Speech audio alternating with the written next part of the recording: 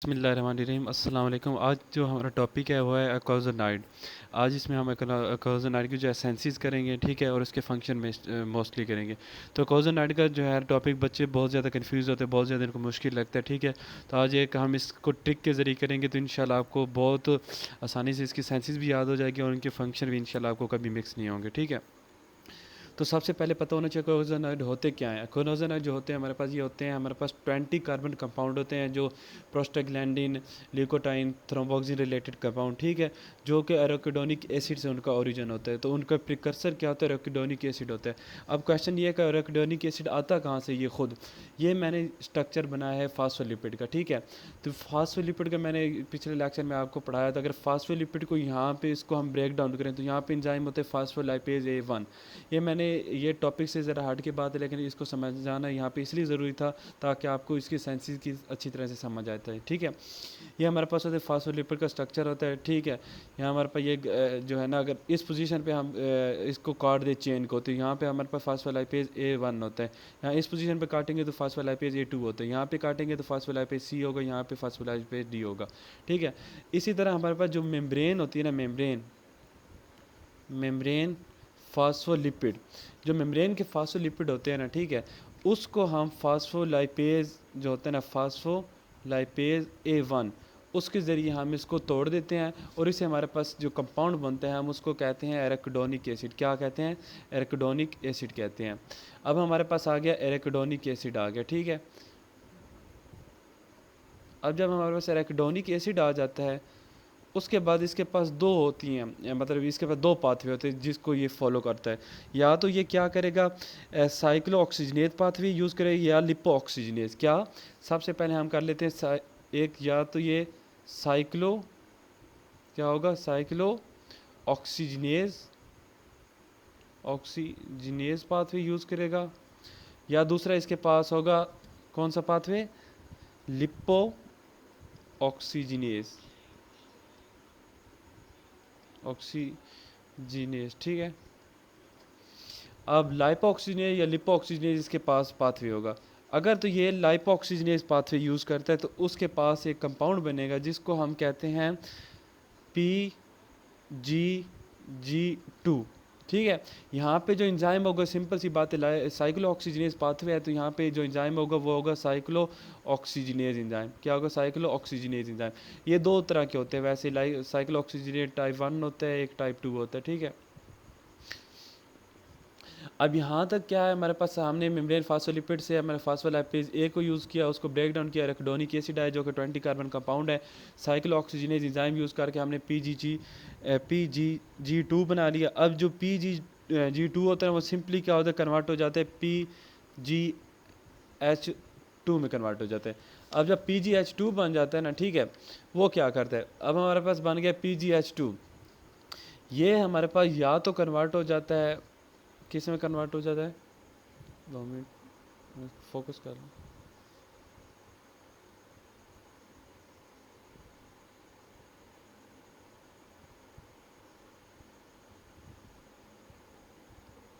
Focus थोड़ा ख़राब हो गया था, ठीक है। तो ये हमारे पास PGG2 से PGH2 बन जाता है, सिंपल सी बात है, ठीक है। PGH2 जो है ना वो कन्वर्ट हो जाता है हमारे पास, या तो कन्वर्ट हो जाएगा थ्रोम्बोक्सिन A2 में, ठीक है, TXA2 से कहते हैं, थ्रोम्बोक्सिन A2 में कन्वर्ट हो जाए, या ये हमारे पास कन्वर्ट हो जाता है किस में, PGI2 में। PGI2 हमारे पास क्या होता है, प्रोस्टासाइक्लिन होता है, प्रोस्टासाइक्लिन होता है, ठीक है। अब या तो हमारे पास थ्रोम्बोक्सिन A2 में कन्वर्ट हो गया, या हमारे पास PGI2 मतलब प्रोस्टासाइक्लिन में कन्वर्ट हो गया, या हमारे पास इसके आइसोमर फार्म होंगे। क्या होंगे? Isomer form. अब इसके आइसोमर फार्म कौन से होते हैं हमारे पास? ये होते हैं हमारे पास पी अच्छा देखो ना, ये जो PG है ना, ये हमारे पास 9 होते हैं। ए से PGA होता है, PG2 होता है, PGA होता है, PGB होता है, C D E F, इसी तरह एक पूरी लाइन है। तो हम इधर लिखेंगे जो हमारे पास इंपॉर्टेंट है PGF2, फिर हमारे पास होता है PGD2, और फिर हमारे पास होता है PGE2, ठीक है। एफ वाले को हम कहते हैं पी जी F2 अल्फ़ा, ठीक है।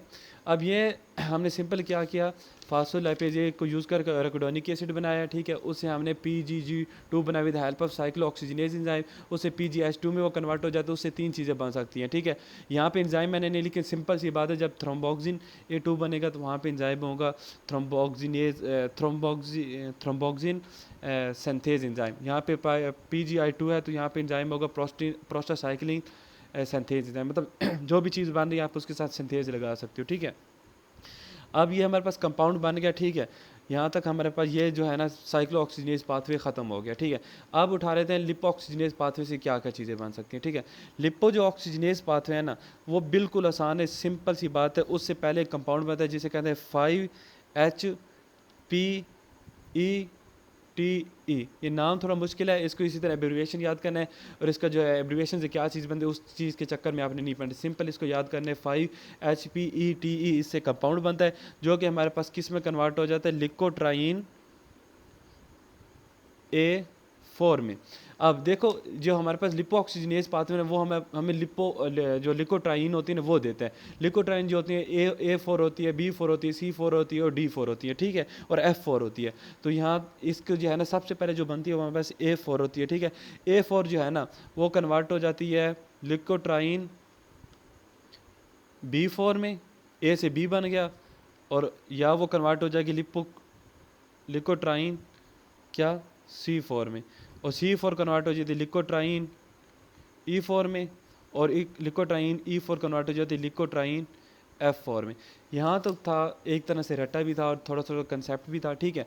इससे आगे जो है ना मैं आपको बताता हूँ कि इनके फंक्शन जो होते हैं ना वो मोस्टली बच्चों को ना मिक्स हो जाते हैं। तो इनके फंक्शन मतलब प्रोस्टासाइक्लिन का क्या फंक्शन था, थ्रोम्बोक्सिन का क्या फंक्शन था, ठीक है। उस फंक्शन को याद करने के लिए मैं आपको एक ट्रिक बता देता हूँ, ठीक है।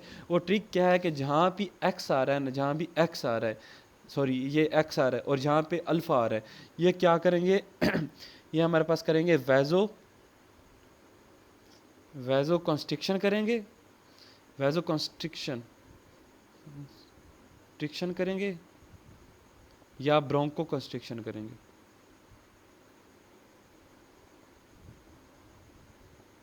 ठीक है, अभी मैं आपको इनके सब के फंक्शन बता देता हूँ किस तरह। ये देखो, अब पहले देखो इसको उठा लेते हैं, ये हमारे पास है थ्रोम्बोक्सिन A2, ठीक है।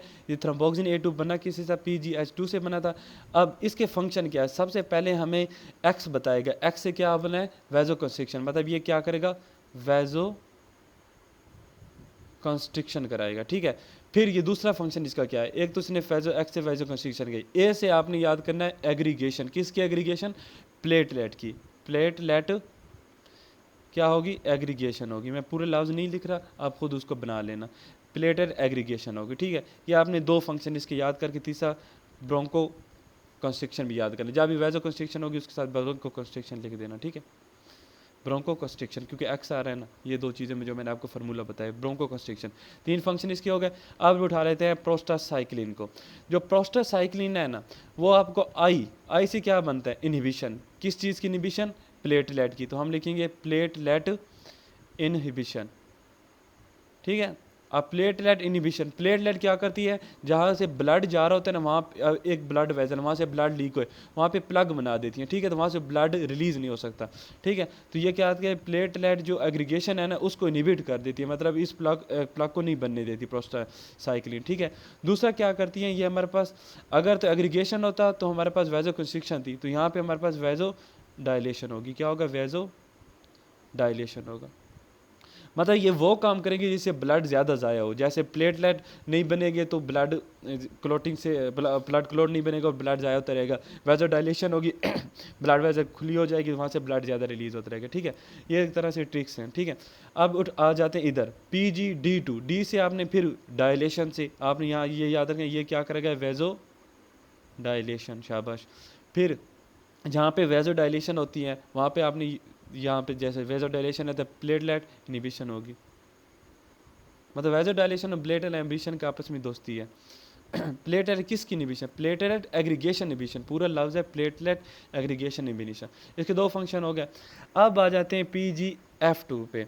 अब यहाँ पे अल्फ़ा आया पड़ा है, तो अल्फ़ा मैंने क्या बताया था, जहाँ पे अल्फ़ा वहाँ पे क्या लगाना है, ये दो फंक्शन तो ये वाले हो जाएंगे वैजो कंस्ट्रिक्शन कराएगा और ब्रोंको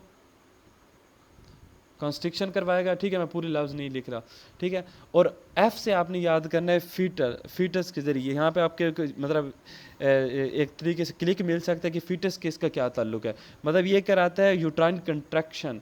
यूट्राइन कंट्रैक्शन के क्या होता है कि वहाँ से बर्थ मतलब लेबर पेन जब होता है ना उस वक्त यूट्राइन कंट्रैक्शन होती है, तो ये वो यूट्राइन कंट्रैक्शन जब बर्थ हो रही थी बेबी उसकी यूट्राइन कंट्रैक्शन कराता है फीमेल की, ठीक है, प्रेग्नेंट वोमेन की यूटेराइन कंट्रैक्शन कराएगा, ठीक है। ये इसके 3 फंक्शन हो गए हमारे पास, सबके 2-3 फंक्शन याद कर लेने, ठीक है। अब जो हमारे पास लास्ट आ गया प्रोस्टाग्लैंडिन E2। अब जो ई से आपने याद रखा है एनाल्जेसिक और एनाल्जेसिक से क्या मुराद है, मतलब पेन, किस चीज़ का पेन, लेबर पेन। देखो बिल्कुल आसान ही हो गया। अब इस फार्मूले के साथ आप सबके जो है ना फंक्शन को आप कभी नहीं भूलेंगे, इस तरीके से आप याद करें। अब आ जाए हमारे पास लिपोऑक्सीजनेज का सिर्फ एक ही फार्मूला है, इसका फंक्शन बहुत ही आसान है, सिंपल आपने लगाना। ये सारे क्या करते हैं, मैं इधर लिख रहा हूँ, लिकोट्राइन के फंक्शन इधर लिख रहा हूँ, लिकोट्राइन ये क्या करते हैं हमारे पास, ब्रोंको हर सारे यही करेंगे, ब्रोंको कंस्ट्रिक्शन कराएंगे, वैजो कंस्ट्रिक्शन करवाएंगे, लेकिन याद रखने एक्सेप्ट क्या, मायोकार्डियम में वैजो डायलेशन कराएंगे, बाकी वैजो कंस्ट्रिक्शन करवाएंगे, ठीक है। ये हो गया। और इसके अलावा देखो ब्रोंको कंस्ट्रिक्शन होगी तो क्या होगा, एस्थमा होगा। तो ये बहुत ज़्यादा एक क्लिनिकल भी आ जाते हैं, एस्थमा में कौन से इन्वॉल्व होते हैं, ठीक है। इसी तरह हमने फर्स्ट ईयर में पढ़ा था लिकोट्राइन जो है वो हमारे पास क्या होती हैं, इम्यून पाथवे, उसमें कीमोटैक्सिस में इन्वॉल्व होते हैं, कीमोटैक्सिस में। बस ये हमारा टॉपिक था। अगर वीडियो अच्छी लगी हो तो लाइक और सब्सक्राइब कर दी। लेकिन यहाँ पे मैंने एक चीज़ आपको बनाना भूल गया, यहाँ पे इसकी रेगुलेशन में यहाँ पे जो पहला स्टेप है जब एराकिडोनिक एसिड बन रहा होता है, तो यहाँ हमारे पास जो होता है ना स्टीरॉयड हार्मोन वो इसको क्या करते हैं, इनहिबिट करते हैं इस पाथवे। स्टीरॉयड से क्या मुराद है, कोर्टिसोल एटसेट्रा, कोर्टिसोल हो गया, ठीक है। ये सारे हमारे पास जो हार्मोन आ जाते हैं जो स्टीरॉयडर हैं वो इसको इनहिबिट करेंगे। और जो साइक्लोऑक्सीजिनेज है उसको एनसैड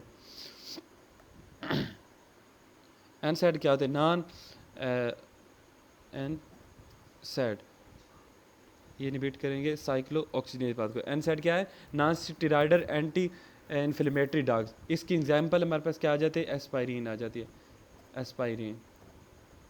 अगर वीडियो अच्छी लगी है तो इस वीडियो को लाइक और चैनल को सब्सक्राइब कर दें। या आपको ऐसा तरीका बताए जिसमें इंशाल्लाह आपको कभी ये इसके फंक्शन नहीं भूलेंगे और ये पाथवे आपके सामने है। Thank you.